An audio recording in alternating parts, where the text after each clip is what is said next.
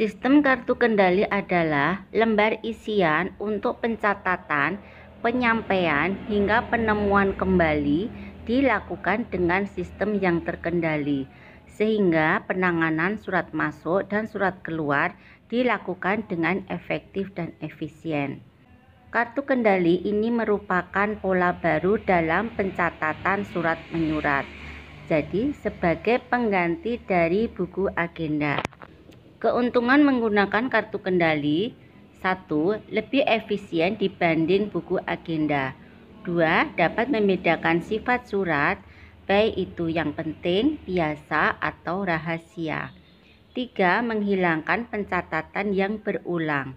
4. Mudah melacak lokasi surat yang diproses. 5.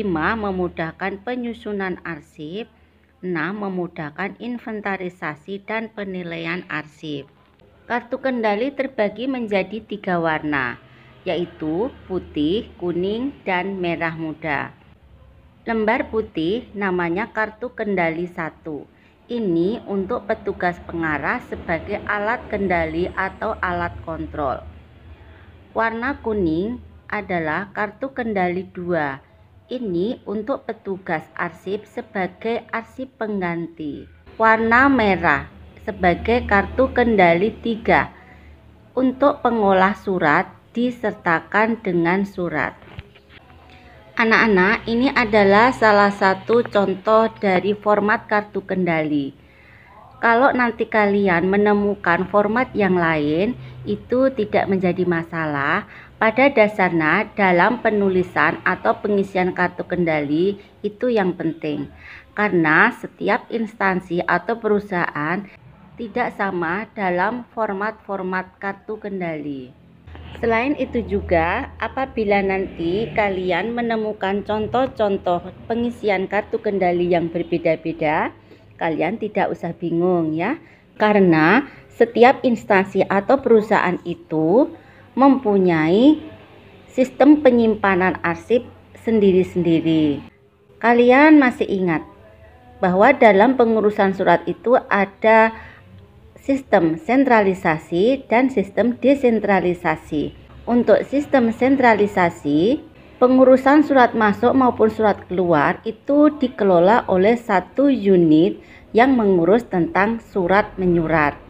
Sedangkan kalau menggunakan sistem desentralisasi, maka pengurusan surat tersebut, baik surat masuk maupun surat keluar, dikelola oleh unit yang bersangkutan dengan surat tersebut. Untuk mengetahui apakah itu surat masuk atau surat keluar, kita bisa melihat dari kop suratnya atau kepala suratnya ya. Kalau kepala suratnya itu adalah perusahaan kita, maka itu adalah surat keluar. Sedangkan kalau kop suratnya itu perusahaan lain atau toko lain, itu berarti surat masuk untuk perusahaan kita. Indeks ini diisi dengan instansi atau perusahaan itu menggunakan penyimpanan sistem apa ya? Apakah sistem abjad, sistem nomor, sistem tanggal, sistem wilayah, atau sistem subjek. Untuk kolom tanggal ini, apabila itu surat masuk, maka dituliskan tanggal kita mencatat surat tersebut. Biasanya ini dituliskan 2 hari atau 3 hari dari tanggal yang ada dalam surat tersebut. Untuk surat keluar, pengisian tanggal ini disamakan dengan tanggal yang ada di dalam surat tersebut, karena pada hari itu juga surat tersebut akan dikirimkan. Kemudian nomor urut ini adalah nomor urut penulisan kartu kendali yang keberapa ya. Untuk M atau K ini apabila surat masuk maka huruf M yang dilingkari, kemudian kalau surat keluar maka huruf K yang dilingkari. Untuk kode ini menyesuaikan dengan indeksnya. Isi ringkas ini dituliskan dengan membaca terlebih dahulu isi surat tersebut. Lampiran dituliskan, jika ada dituliskan, jika tidak ada dikosongkan. dari diisikan apabila kita menerima surat masuk. Kemudian kalau surat keluar maka yang dituliskan adalah kepadanya. Tetapi boleh dua-duanya ditulis ya, baik dari maupun kepadanya. Tanggal ini diisi dengan tanggal yang tertera di dalam surat tersebut. Nomor surat ditulis nomor surat yang ada di dalam surat tersebut. Untuk kolom pengolah, jika menggunakan sistem sentralisasi maka dituliskan bagian pengolah gitu ya. Kalau menggunakan sistem desentralisasi maka kolom ini diisi dengan bagian yang mengelola surat tersebut. Kemudian paraf ini adalah paraf dari petugas pengelola tersebut. Untuk catatan, apabila perlu dituliskan, kalau tidak perlu dikosongkan juga tidak apa-apa. Anak-anak, ini adalah contoh salah satu surat masuk. Kita mengetahui surat masuk itu dari kop suratnya ya. PT kita itu adalah PT Mitra Bangun Pagi. Nah, sedangkan dalam surat ini kop suratnya atau kepala suratnya itu adalah Toko Busana Cantika. Nah, kepadanya kita lihat di sini kepada Bapak Chandra Pratama MM, Direktur PT Mitra Bangun Pagi. Nah, itu kepada direktur kita ya. Kemudian ada tanggalnya, nomor suratnya, dan perihalnya. Sekarang kita masukkan ke dalam kartu kendali. PT Mitra Bangun Pagi menggunakan sistem abjad dalam penyimpanan arsipnya ya.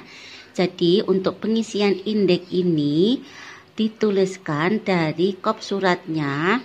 Tadi kan Toko Busana Cantika ya. Maka diindeks menjadi Busana Cantika Toko. Kemudian tanggalnya ini adalah kita lihat dari tanggal surat. Tanggal surat tadi tanggal 8 Maret ya. Maka 2 hari dari tanggal 8 Maret itu adalah tanggal 10 Maret 2021. Jadi kita kasih waktu 2 hari ya dari tanggal suratnya. Karena ini adalah surat masuk. Misalnya nomor urutnya adalah 002 ya. Kemudian M atau K ini adalah pilihan karena tadi surat masuk maka ditulis M. Untuk kode ini BU ya karena kita ambil 2 huruf dari indeks pertama yaitu Busana Cantika maka BU. Untuk isi ringkas ini kita baca dulu isi suratnya apa, yaitu penawaran kerjasama pembelian produk secara kredit. Untuk lampiran ini kita kosongkan. Kemudian tanggal surat tadi kita lihat tanggal 8 Maret ya. Untuk nomor suratnya itu kita melihat dari nomor surat yang ada di dalam surat masuk tersebut. Kita isi di sini ya. Kemudian darinya itu dari Toko Busana Cantika, Jalan Munjali, kilometer 7 nomor 29 Yogyakarta. Kepada Bapak Chandra Pratama.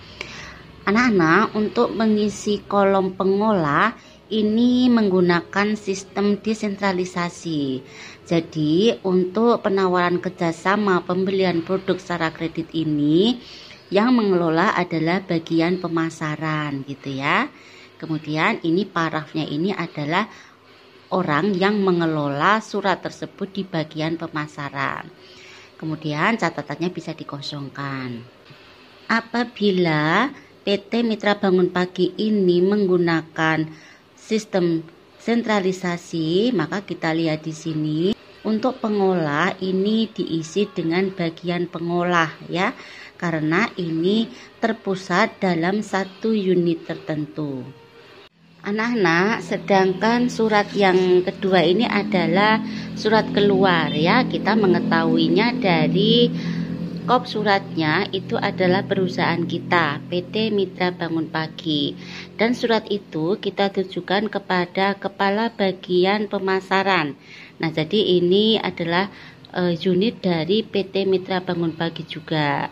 Kemudian ada nomornya, ada perihalnya, dan ada tanggalnya. Nanti kita lihat isi suratnya ya. Sekarang kita akan memasukkan ke dalam kartu kendali.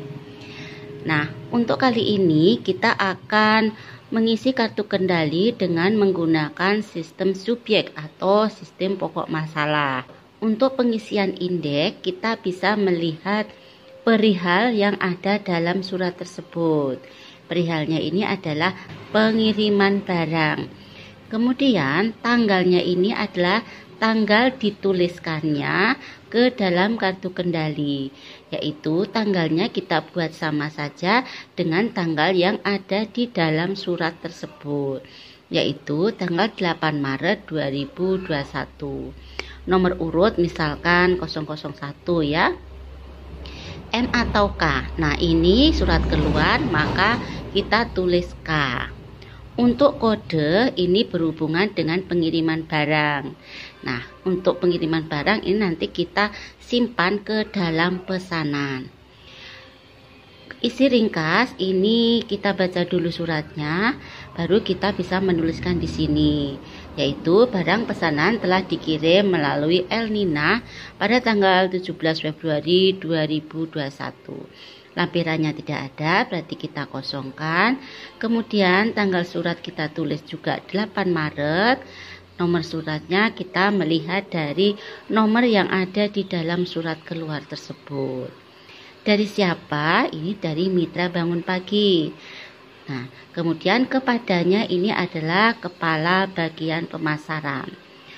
Untuk kolom pengolah ini kita menggunakan sistem sentralisasi. Jadi ini ditulis bagian pengolah, kemudian parafnya adalah orang atau petugas yang mengelola surat tersebut di bagian pengolah.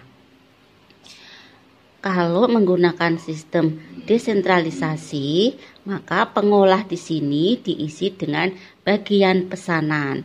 Jadi bagian inilah yang mengelola surat-surat tersebut tentang pesanan barang.